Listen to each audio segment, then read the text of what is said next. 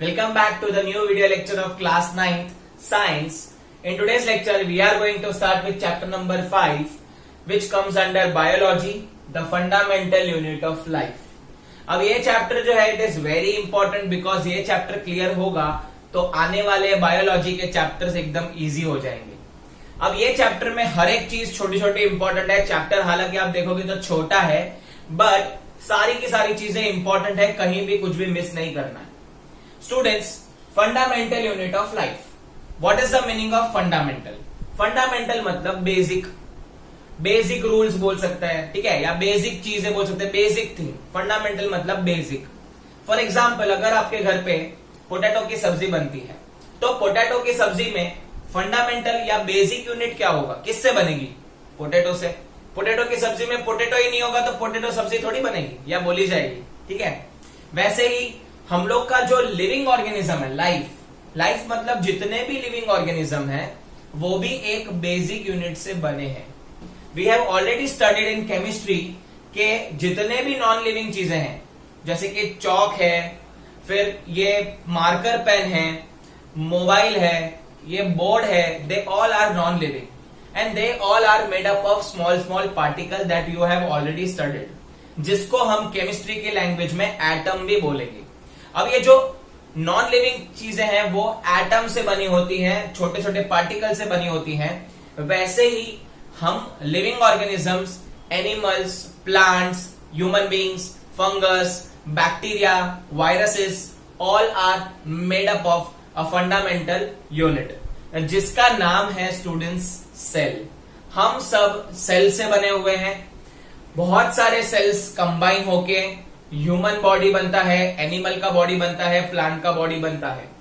तो स्टूडेंट्स, ये सेल जो है उसी को हम बोलते हैं फंडामेंटल यूनिट ऑफ लाइफ। ये लिविंग ऑर्गेनिज्म का है, इसके लिए इसका बोला है फंडामेंटल यूनिट ऑफ लाइफ। अब ये जो सेल है वो किसने डिस्कवर किया था? ये सेल वर्ड कहां से आया? तो स्टूडेंट्स, इन 1665 जो रॉबर्ट हुक था, रॉबर्ट हुक ने अपना एक सेल्फ डिजाइंड माइक्रोस्कोप बनाया था। अभी आप बोलोगे सर माइक्रोस्कोप मतलब? माइक्रोस्कोप मतलब आप कभी लैब में गए रहेंगे तो माइक्रोस्कोप देखा होगा। इसके आगे हम लोग उसका डायग्राम भी देखने वाले हैं स्टूडेंट्स। वो माइक्रोस्कोप में अगर आप कोई भी चीज डालते हो तो बड़ी करके दिखती है, ठीक है। जैसे आपने बाइनोक्यूलर देखा रहेगा, बाइनोक्यूलर में कैसे दिखती है? दूर की चीजें दिखती है, ठीक है। वैसे मैग्नीफाइंग ग्लास आपने यूज किया रहेगा तो मैग्नीफाइंग ग्लास में भी आपको बड़ी चीजें करके दिखती है, बड़ा इमेज दिखता है ऑब्जेक्ट का। वैसे ही उसने वो टाइम पे एकदम बेसिक सेल्फ डिजाइन माइक्रोस्कोप लिया था और उसने क्या किया था? स्टडी की थी। क्या स्टडी किया था? उसने देखा था कि जो कॉर्क है, अब ये कॉर्क क्या होता है स्टूडेंट्स? आपको ट्री पता है, बार्क ऑफ अ ट्री होती है। बार्क ऑफ अ ट्री पे आप देखोगे तो छोटी छोटी एक लेयर होती है स्टूडेंट्स। उसके ऊपर एक लेयर होती है जिससे हाथ लगाने से भी कभी कभी हमारे हाथ में टूट जाती है, वो हाथ में आ जाती है। तो छोटी लेयर होती है, वो एकदम ड्राई हो जाती है तो हाथ में आ जाती है, गिर जाती है। तो वो लेयर को ही हम लोग कॉर्क बोलेंगे। तो ये कॉर्क को उसने क्या किया? उसको स्टडी किया, उसने माइक्रोस्कोप के अंदर स्टडी किया और पता लगाया it resembled the structure of honeycomb, have many little compartments. तो उसने देखा कि जो कॉर्क था उसको और जूम करके देखा, माइक्रोस्कोप के अंदर बड़ी इमेज करके देखी। तो उसने देखा कि हनीकॉम्ब जैसा स्ट्रक्चर था और लिटिल कंपार्टमेंट, छोटे छोटे कंपार्टमेंट, छोटे छोटे रूम लाइक स्ट्रक्चर था। तो ये जो सिंगल आप देख पा रहे हो स्टूडेंट्स, ये सिंगल ऐसे उसने कंपार्टमेंट नोटिस किए थे जिसको उसने नाम दे दिया था सेल, ठीक है। तो in Latin also the cell is nothing but little room. जैसे कैदियों को रखते हैं ना जेल में, तो छोटी सी रूम होती है, उसको बोलते हैं सेल। उसको हमारे इंडियन लैंग्वेज में बोलते हैं जेल। तो वैसे ही यहां पे बोलेंगे cell. So in year 1665 self design microscope use करके हुक ने ये बॉक्सेस देखे थे अंडर माइक्रोस्कोप। उसने बॉक्सेस नोटिस किए थे और वो बॉक्सेस उसको हनीकॉम्ब के स्ट्रक्चर जैसे लगे, हनीकॉम्ब का स्ट्रक्चर जैसा लगा और वहां पे छोटे छोटे बॉक्सेस थे तो उसने उसको नाम दे दिया सेल, जिसको हम बोलते हैं लिटिल रूम। और तब से लेके फ्रॉम 1665 से लेके बायोलॉजी की ग्रेटेस्ट डिस्कवरी है, उसका नाम अभी तक हम सेल ही यूज करते हैं। ब्लड सेल, न्यूरॉन के सेल, बोन के सेल। आपने ब्लड सेल के बारे में तो सुना ही होगा, तो ये स्टेम सेल के बारे में भी सुना होगा। तो ये सारी चीजें जो है वो हुक ने डिस्कवर की थी, सेल वर्ड दिया था, और तभी से लेके आज तक we are using that word cell in a biology. तो ग्रेटेस्ट डिस्कवरी था स्टूडेंट्स। नहीं तो क्या होता है स्टूडेंट्स, कोई भी डिस्कवरी होती है तो और आगे उसको और डिस्कवरी करते हैं बाकी के साइंटिस्ट और खुद का एक कंक्लूजन देते हैं और नाम भी चेंज कर देते हैं। बट यहाँ पे ऐसा कुछ भी नहीं हुआ। रॉबर्ट हुक के केस में 1665 इज बहुत, it is a long ago, वहां से लेके ये वर्ड चलते आ रहा है और एट प्रेजेंट 2020 में 21st सेंचुरी में भी वो यूज हो रहा है। अब इसके रिलेटेड हम लोग भी एक एक्सपेरिमेंट करने वाले हैं। Let us start with that. So students, we are going to study about the experiment on how to observe a cells of a onion peel. उसके लिए मैंने यहाँ पे देख पा रहे हो मेरे हाथ में, आप देख पा रहे हो, it is onion peel only. ये प्लास्टिक जैसा लग रहा है but this not the plastic, ये ऑनियन का बल्ब होता है स्टूडेंट्स। ऑनियन में से मैंने इसको अपर लेयर जो होती है उसमें से मैंने इसको रिमूव किया है और आपके सामने लाया हूं। So based on this only इसके जो सेल्स हैं वो ऑब्जर्व करेंगे हम लोग एक्सपेरिमेंट के थ्रू। सो द एक्सपेरिमेंट जो है वो हम लोग स्टार्ट करते हैं। सो एज यू नो मैंने ऑनियन पील निकाल लिया है। अब आपको उसको अंडर द माइक्रोस्कोप कैसे देखना है, there are certain procedure you need to follow. अब सबसे पहले आप क्या करोगे, वो ऑनियन पील को एक आप वॉच ग्लास में ले लोगे। एक ग्लास की डिश होती है वॉच ग्लास, वहां पे आप ले लोगे और उसको पानी में थोड़े पानी के ड्रॉप्स वहां पे डालोगे टू मेक श्योर कि वो फोल्ड ना हो और फ्लैट रहे। ये वॉच ग्लास में डालने के बाद आपको क्या करना है, वहां से ऑनियन पील को उठा के you have to keep in a rectangular glass slide जिसको बोलते हैं, वहां पे आपको रखना है। और वहां पे भी आपको 2-3 ड्रॉप्स ऑफ वाटर पहले डालना है to make sure it remains flat, fold ना हो। Then what you have to do is you have to put 2-3 drops of saffron in solution. अब ये सैफरन इन सोल्यूशन क्या होता है स्टूडेंट्स, ये स्टेन करने को काम आता है। मतलब कोई भी अगर आपको माइक्रोस्कोप के अंदर ऑब्जर्व करनी है चीजें तो उसका एक स्पेसिफिक स्टेन होना चाहिए, उसको कलर मिलना चाहिए ताकि आप इजीली ऑब्जर्व कर सको माइक्रोस्कोप के अंदर।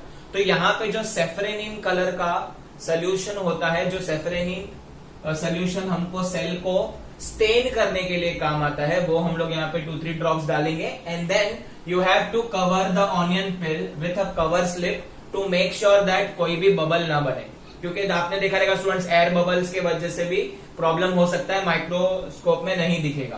तो ये जो ग्लास स्लाइड प्रिपेयर हो गई है, अब इसको हम लोग सीधा का सीधा प्लेस करेंगे, यहाँ पे फिक्स कर देंगे और यहां से हम लोग माइक्रोस्कोप के अंदर देखेंगे और according to the dimension you can change the dimension. मतलब आपको ज्यादा जूम करना है तो ज्यादा जूम करो, कम करना है तो कम कर सकते हैं। तो ऐसे ही माइक्रोस्कोप जो है, ये कंपाउंड वाला माइक्रोस्कोप मैंने ड्रॉ करने की कोशिश की है। आजकल के माइक्रोस्कोप तो अभी डिजिटल माइक्रोस्कोप भी आने लगे हैं कि आप स्लाइड रख दोगे और कंप्यूटर में उसकी या लैपटॉप में उसकी स्क्रीन बन जाएगी और आप वहां पे से ही ऑब्जर्व कर सकते हैं, उसकी इमेज बन जाएगी। तो ये कंपाउंड माइक्रोस्कोप है। बट जो रॉबर्ट हुक वाला था वो सिंपल था, सेल्फ डिजाइन था, वो खाली जूम करके देता था चीजें, इसके लिए वो देख पाया और जितना उसको समझा उतना वो डिस्कवरी कर पाया। अब ये जो सिंपल माइक्रोस्कोप में ये कंपाउंड माइक्रोस्कोप में ऑब्जर्व करने के बाद कुछ ऐसा स्ट्रक्चर आपके आंखों के सामने दिखेगा। अब ये जो आप देख पा रहे हो इसमें भी स्मॉल स्मॉल कंपार्टमेंट्स है। तो आपको पता है स्मॉल स्मॉल कंपार्टमेंट्स या बॉक्सेस को हम क्या बोलेंगे, लिविंग ऑर्गेनिज्म के अंदर होगा तो क्या बोलेंगे, सेल बोलेंगे। ये सारे सेल होंगे और आपको मैंने हर सेल के अंदर ब्लैक डॉट करके बताया है, उसका वो न्यूक्लियस होता है। न्यूक्लियस जो होता है वो सेल की जान होता है। न्यूक्लियस नहीं तो सेल नहीं। जैसे कि हमारा बॉडी है तो हम हार्ट नहीं है तो ह्यूमन बॉडी का मतलब क्या, ठीक है। वैसे ही यहाँ पे अगर न्यूक्लियस नहीं है तो सेल भी डेड काउंट होगा, ठीक है, because nucleus controls all the activities of a cell. वो हम आगे फर्दर चैप्टर में सीखेंगे, तो याद रख लेना ये वर्ड न्यूक्लियस। अब इससे क्या कंक्लूजन कर सकते हैं वो देखो, the cell of onion peel will look same regardless of size of onion. तो मैंने एक छोटी सी स्लाइस ली थी, आपने देखा था ऑनियन पील की, वो कितनी भी बड़ी ले लो, कितना भी बड़ा कांदा हुआ हो और कितनी भी बड़ी स्लाइस आप ले लो, उसके ऑनियन पील कितनी भी बड़ी ले लो, उसके सारे के सारे सेल ऐसे ही दिखेंगे। तो साइज कितना भी बड़ा होने दो, सेल का size remain same and it looks like same also. ये जैसा स्ट्रक्चर है वैसा ही दिखेगा। They are basic building unit of onion called cell. तो जो ऑनियन होगा स्टूडेंट्स ऑनियन पील से बनेगा, पील किससे बनेगी, सेल से बनेगी, और ऐसे ही बहुत सारे सेल्स मिला के पूरा ऑनियन बनेगा। तो इसके लिए इसको बोला गया है basic building block of onion. तो वैसे ही हमारे बॉडी में भी, ये तो मैंने बात की ऑनियन की, प्लांट की, अब हम बात करेंगे ह्यूमन बींग्स की। तो before starting with the cell theory in deep, we are going to learn about some of the discoveries and उसके साइंटिस्ट और उसके ईयर के बारे में देखेंगे। पहला रॉबर्ट हुक था 1665 में, उसने सेल को डिस्कवर किया था कॉर्क ऑफ अ सेल को स्टडी करके, उसके खुद के सेल डिजाइन माइक्रोस्कोप से। फिर आया लुविन हॉक। लुविन हॉक ने क्या किया 1674 में, living cell in pond, water के अंदर बहुत सारे बैक्टीरिया जर्म्स जो थे उसके सेल को उसने स्टडी किया था। फिर आया रॉबर्ट ब्राउन 1831 में, उसने न्यूक्लियस इन अ सेल, मैंने बताया था न्यूक्लियस नहीं तो सेल नहीं, तो nucleus is nothing but controlling unit of cell, cell को कंट्रोल करने वाला न्यूक्लियस, तो उसको स्टडी किया था रॉबर्ट ब्राउन ने। उसने न्यूक्लियस टर्म भी बताया था कि इसको न्यूक्लियस बोला जाएगा।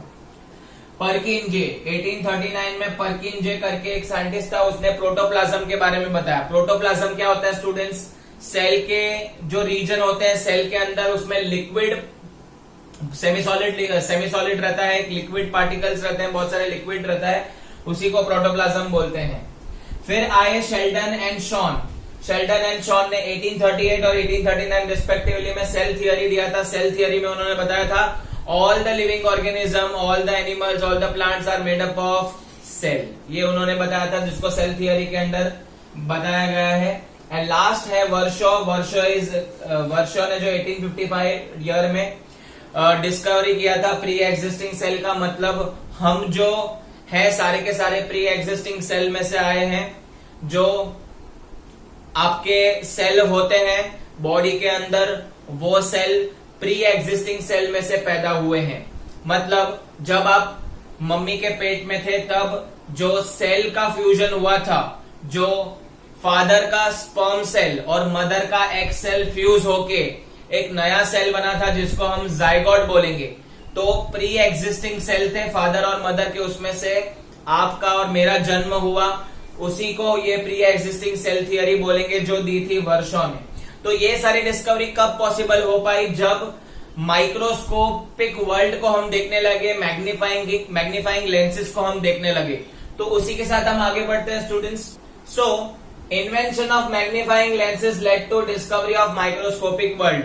जैसे जैसे समय बीतता गया वैसे वैसे मैग्नीफाइंग लेंसेज आते गए, माइक्रोस्कोप बनते गए, कंपाउंड माइक्रोस्कोप बनते गए, और स्टडी करना आसान हो गया। छोटे से छोटा बैक्टीरिया भी हम स्टडी कर पाते थे, whether it is in nanometre या पिकोमीटर में।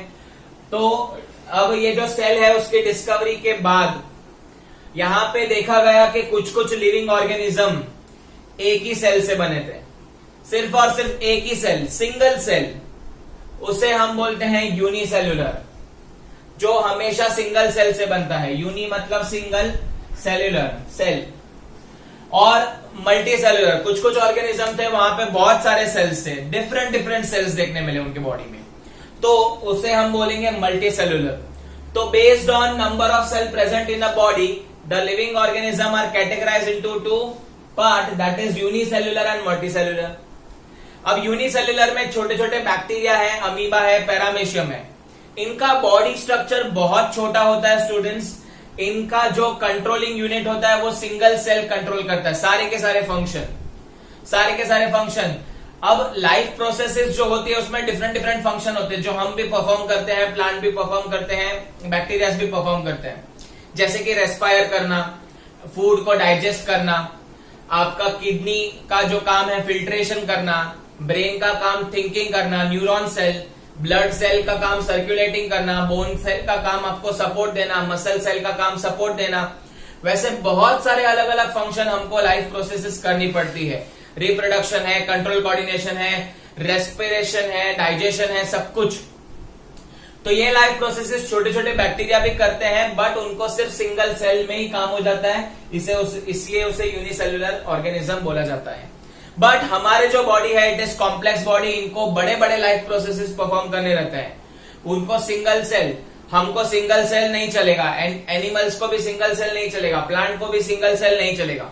बहुत सारे मल्टी सेल्युलर ऑर्गेनिज्म होते हैं, इसीलिए ही हम ज्यादा से ज्यादा बहुत सारे फंक्शन परफॉर्म कर सकते हैं, जैसे कि मूवमेंट शो करना वगैरह वगैरह, सारे के सारे फंक्शन हम परफॉर्म करते हैं। तो मल्टी सेलुलर ऑर्गेनिज्म में प्लांट आ गए, एनिमल आ गए, ह्यूमन बींग आ गए। अब एवरी मल्टी सेलुलर, जितने भी मल्टी सेलुलर ऑर्गेनिज्म है वो सिंगल सेल में से ही पैदा होते हैं।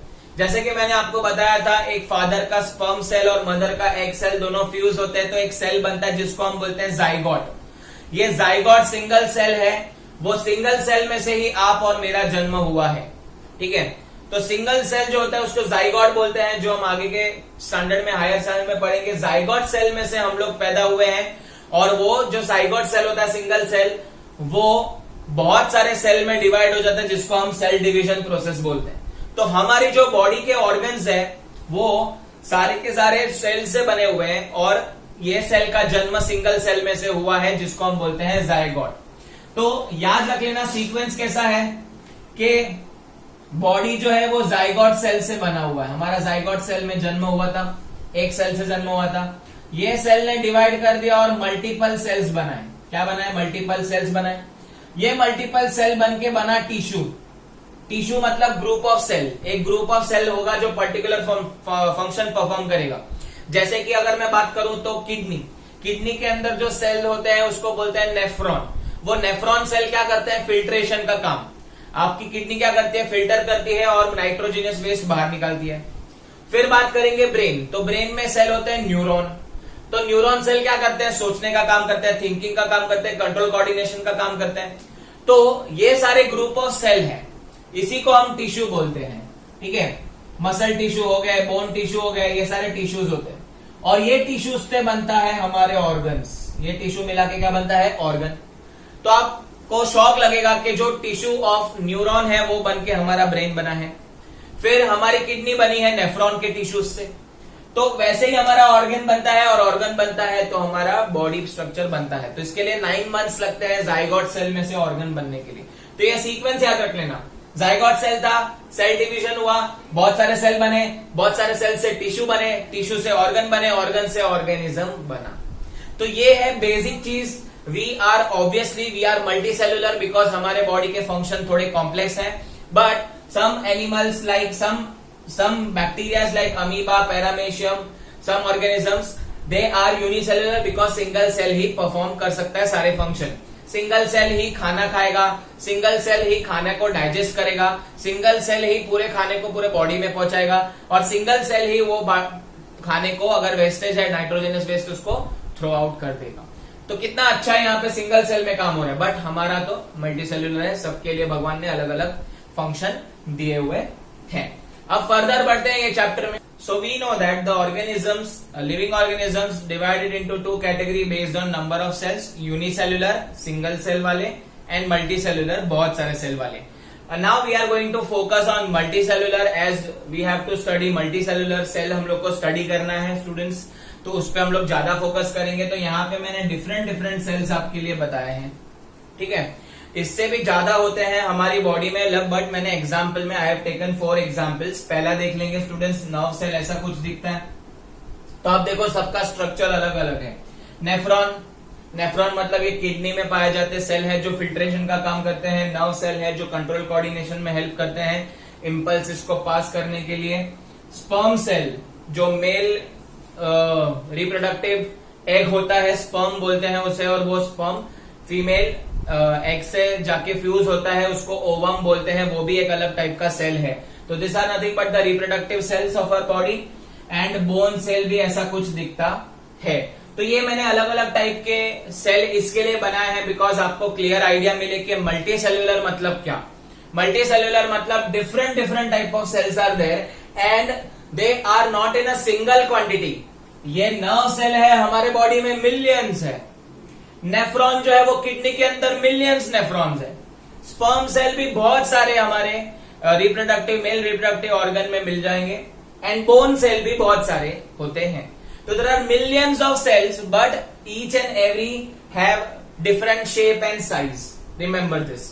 Now why different shape and size? क्यों? अब आपको पता है स्टूडेंट, हमको बहुत सारे फंक्शन करने हैं हमारे लाइफ में, हमको बहुत काम है। We are very much busy, बहुत सारी चीजें करनी होती हैं। व्हाट्सएप चेक करना होता है, फेसबुक चेक करना होता है, इंस्टाग्राम पे पोस्ट करनी होती है, सेल्फी निकालनी होती है, स्नैपचैट डालना होता है ना। तो बहुत सारे काम हमको दे दिए हैं इतनी छोटी सी उम्र में। तो ऑब्वियसली हमारे बॉडी के जो फंक्शंस हैं, एक्चुअल में देखा जाए तो मैं तो थोड़ा सार्कास्टिक वे में बोल रहा था, बट हमारे बॉडी के बहुत सारे लाइफ प्रोसेसेस हैं, हमको करने पड़ते हैं। जैसा मैं डिस्कस कर चुका हूं, कंट्रोल कोऑर्डिनेशन है, रेस्पिरेशन है, डाइजेशन है, एक्सक्रीशन है, इजेशन है, बहुत सारे हैं। तो सारे फंक्शन जो है वो एक सेल नहीं कंट्रोल कर सकता, एक सेल पे तो बहुत प्रेशर आ जाएगा। इतनी बड़ी कंपनी चलाते हैं तो कंपनी चलाएंगे तो लेबरर भी रखेंगे, एम्प्लॉयज भी रखेंगे, ये डिपार्टमेंट होगा अलग, दूसरा डिपार्टमेंट अलग, है ना। मार्केटिंग डिपार्टमेंट अलग होगा, फिर आपका जो अकाउंटिंग डिपार्टमेंट है वो अलग होगा। वैसे हमारे बॉडी के सारे डिपार्टमेंट के अलग अलग एम्प्लॉयज हैं, इसको हम लोग सेल बोलते हैं। डिफरेंट डिफरेंट टाइप के सेल्स हैं। The shape and size of a cell are related to specific function. इनका जो शेप है वो क्यों ऐसा है, तो उनको एक रिलेटेड एक फंक्शन दिया गया है, एक स्पेसिफिक फंक्शन परफॉर्म करना है। जैसे कि मैं एक छोटा सा एग्जांपल लेता हूं यहाँ पे। अब ये स्पर्म सेल है, आप देख पा रहे हो स्पर्म सेल है, ये पार्ट को हम लोग बोलते हैं टेल। ये ऑलरेडी हम लोग 8th स्टैंडर्ड में पढ़ चुके हैं, इसके लिए मैं आपको ये एग्जांपल ले रहा हूं। तो ये टेल जो है, तो स्पर्म सेल को ट्रैवल करना पड़ता है from a male to female. तो फीमेल एग तक उसको ट्रैवल करना पड़ेगा inside a female body. That's why this tail is given to you, that given to sperm cell, and then वो मूव करेगा और आगे की तरफ वो ट्रैवल करेगा। समझा। तो इनको एक स्पेसिफिक फंक्शन है, इसके लिए इनका शेप और साइज ऐसा है। और एक एग्जांपल दे देता हूं स्टूडेंट्स, यहां पे अगर आप देखोगे तो इसका स्ट्रक्चर टेढ़ा मेढ़ा क्यों है, क्योंकि फिल्ट्रेशन करना है स्टूडेंट्स।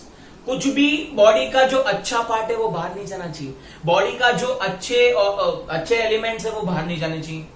ग्लूकोज, फिर अमीनो एसिड, जो बॉडी को लगता है वो फिल्टर नहीं होना चाहिए, सिर्फ और सिर्फ नाइट्रोजनियस वेस्ट जाना चाहिए, सिर्फ और सिर्फ यूरिया जाना चाहिए। इसके लिए इसका आप देखोगे तो राउंड ट्यूब्यूल टाइप स्ट्रक्चर होता है, ठीक है। और एक चीज देख लेते हैं, नर्व सेल। अभी आप नर्व सेल देख पा रहे हो, ये डेंड्राइट्स है, ये डेंड्राइट्स है, इसको डेंड्राइट्स बोलते हैं स्टूडेंट्स, आप आगे पढ़ोगे वैसे भी। तो डेंड्राइट्स जो होते हैं स्टूडेंट्स, ये मैसेज लेके आने का काम करते हैं, मैसेंजर का काम करते हैं। तो मैसेज लेके आके काम करते हैं, इसके लिए इसका शेप ऐसा है। वैसे ही सब अलग अलग शेप और साइज किस पे डिफाइन होता है, उनके फंक्शन पे डिफाइन होता है। Each cell is characterised to perform basic function. Already भगवान ने सेट किया है कि किडनी का काम किडनी करेगा, ब्रेन का काम ब्रेन ही करेगा। अगर अल्टी पल्टी हो गया तो ब्रेन फिल्टर और किडनी कंट्रोल कोऑर्डिनेशन पॉसिबल है क्या? पागल हो जाओगे, पागल, पॉसिबल नहीं। अब इसी को हम आगे डिस्कस करेंगे। अब ये जो सेल होगा students, how it performs basic function, कैसे परफॉर्म करेगा। एक अकेला सेल, मिलियंस ऑफ सेल है वैसे तो, बट ये सेल फिल्ट्रेशन का काम करते हैं। कैसे? ये सेल के अंदर ऐसा क्या है जो ये काम कर पाते हैं, ठीक है, तो वो देख लेंगे। मेन आप याद रखोगे वर्ड, मेन आप ये याद रखोगे sentence, division of labour in multi cellular organism. Important, बड़ी कंपनी है, बहुत सारे काम करने हैं, तो ऑब्वियसली डिपार्टमेंट अलग रहेंगे, सेल्स अलग रहेंगे, एम्प्लॉय अलग रहेंगे, उनकी ऑफिसेज अलग रहेगी, उनकी ब्रांच रहेगी हर एक जगह पे, है ना। जैसे कि बैंक्स की बात करें तो HDFC बैंक, SBI बैंक, कितनी सारी ब्रांच, कितना सारा काम करना है, ठीक है, डिमांड में है। तो वैसे ही हमारे यहाँ पे डिवीजन ऑफ लेबर होता है, एक अकेला इंसान नहीं करता। जैसे कि मैं हूं, तो प्रतीक सर जो है वो आपको मैथ्स भी पढ़ा रहे हैं, वो आपको साइंस भी पढ़ा रहे हैं, पर सेल के केस में ऐसा नहीं होता। तो मल्टी सेलुलर केस में क्या होता है स्टूडेंट्स, हर एक सेल को एक एक काम दिया जाएगा।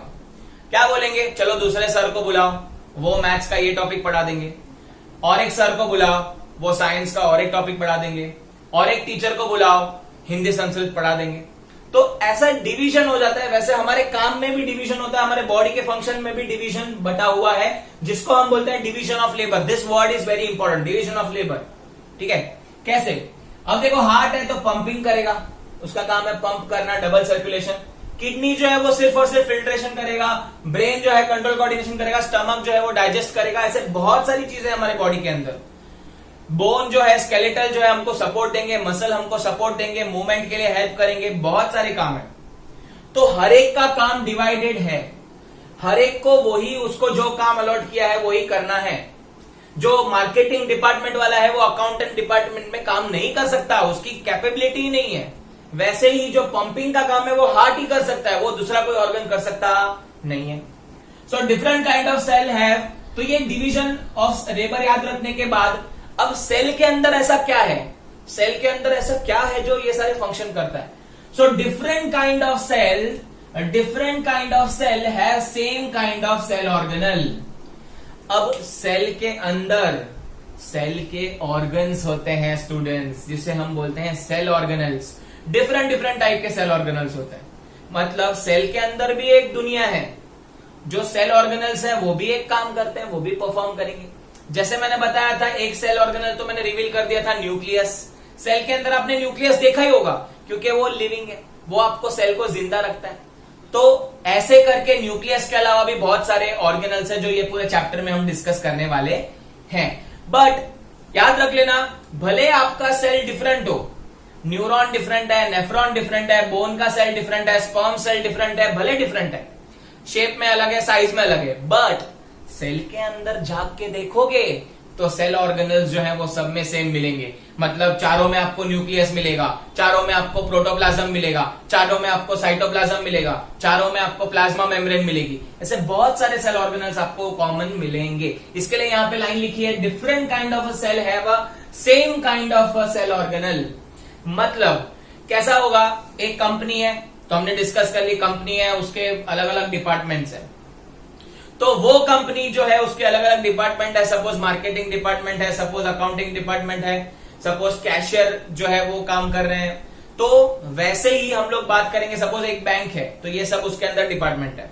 अब अगर दूसरी बैंक है तो दूसरी बैंक में भी ये सब डिपार्टमेंट होंगे कि नहीं होंगे, होंगे। सारे के सारे सेल ऑर्गेनल सेम होंगे, बट क्या होगा, बैंक अलग अलग होगी। एक HDFC बैंक होगी वो उसका काम करेगी, SBI बैंक उसका काम करेगी। तो वैसे ही यहाँ पे डिफरेंट काइंड ऑफ सेल है but same kind of departments हैं, same kind of cell organelles उसमें काम करेंगे। जैसे कंपनी का CEO होता है, MD होता है, वैसे हर एक अलग अलग कंपनी का अलग अलग CEO MD होगा, पोजीशन फिक्स्ड है। तो वैसे यहाँ पे भी सेल ऑर्गेनल्स फिक्स्ड है, खाली सेल अलग अलग दिखता है, देखने में अलग अलग है, नाम अलग अलग है, ठीक है। तो a cell is able to live and perform all the function with the help of cell organelles. Cell organelles नहीं, सेल नहीं, सेल ऑर्गेनल्स नहीं है तो उसका अस्तित्व ही नहीं होगा सेल का। एम्प्लॉय नहीं है, कंपनी गई भाड़ में, कंपनी डूब जाएगी। एम्प्लॉय काम करने तैयार नहीं है, एम्प्लॉय खुश नहीं है, तो जैसे ही डिपार्टमेंट्स नहीं बनेंगे तो हमारी कंपनी चलेगी कैसे। वैसे ही सेल ऑर्गेनल नहीं होंगे तो सेल परफॉर्म नहीं करेगा, बहुत सारे फंक्शंस, वो डेड गिना जाएगा। तो कौन से सेल ऑर्गेनल्स हैं, तो अंडर द माइक्रोस्कोप ऐसा पाया गया है कि सेल ऑर्गेनल्स में मेजर 3 ऑर्गेनल सब में पाए गए हैं, सब सेल में पाए गए हैं। वेदर इट इज नेफ्रॉन का सेल हो, नर्व का सेल हो, वेदर इट इज हार्ट के कार्डियक सेल्स हो, वेदर इट इज बोन के सेल्स हो, ये 3 चीज पाई गई है। एक होती है प्लाज्मा मेम्ब्रेन, दूसरा होती है न्यूक्लियस एंड तीसरा होता है साइटोप्लाज्म। ये 3 चीजें सेल ऑर्गेनल्स जो है ये सेल के अंदर होते हैं, तीनों भी, जिसे सेल ऑर्गेनल बोला जाता है, और सब में ये पाए गए हैं, ये तीनों तो होते ही हैं। अब प्लाज्मा मेम्ब्रेन क्या होता है, इट इज आउटर कवरिंग, जो बाहर की कवरिंग होती है उसे हम प्लाज्मा मेम्ब्रेन बोलते हैं। जैसे कि आपका बिल्डिंग है तो बिल्डिंग के ऊपर गेट है, उसकी कवरिंग है, दीवार है, वॉल है, तो उसे हम लोग प्लाज्मा मेम्ब्रेन बोलेंगे। फिर आता है न्यूक्लियस, तो न्यूक्लियस आपका कंट्रोल सिस्टम है, आपका कंट्रोल करता है। जैसे आपकी कंपनी को CEO MD चलाते हैं, वैसे ही न्यूक्लियस जो है वो सेल को कंट्रोल करता है डिफरेंट फंक्शन करने में। And cytoplasm is nothing but आपके कंपाउंड में जो भी जितना भी एरिया है, अब आपकी वॉल है, सपोज ये आपकी बिल्डिंग की 4 वॉल्स है, ये सारा का सारा रीजन जो है ना स्टूडेंट्स, इसे हम सारे के सारे रीजन को, ये पूरा अंदर का जितना भी रीजन है, पूरा आपका बिल्डिंग का पूरा रीजन, पूरा एरिया, उसे हम साइटोप्लाज्म बोलते हैं। लेकिन सेल के अंदर साइटोप्लाज्म क्या होता है, यही पूरा रीजन होता है, बट वो लिक्विड होता है। तो लिक्विड रीजन जो रहता है पूरा का पूरा, वो साइटोप्लाज्म बोला जाएगा। इसके बारे में हम आगे आने वाले वीडियोस में डिस्कस करेंगे। तब तक के लिए अगर आपको ये वीडियो पसंद आया तो इसे लाइक कर देना स्टूडेंट्स, इसे आपके दोस्तों के साथ शेयर करो, स्कूल ग्रुप में शेयर करो, आपके फ्रेंड्स को बताओ। एंड हमारे एफर्ट्स अगर आपको अच्छे लगे तो चैनल को सब्सक्राइब भी कर देना। Thank you so much for watching this video, keep learning.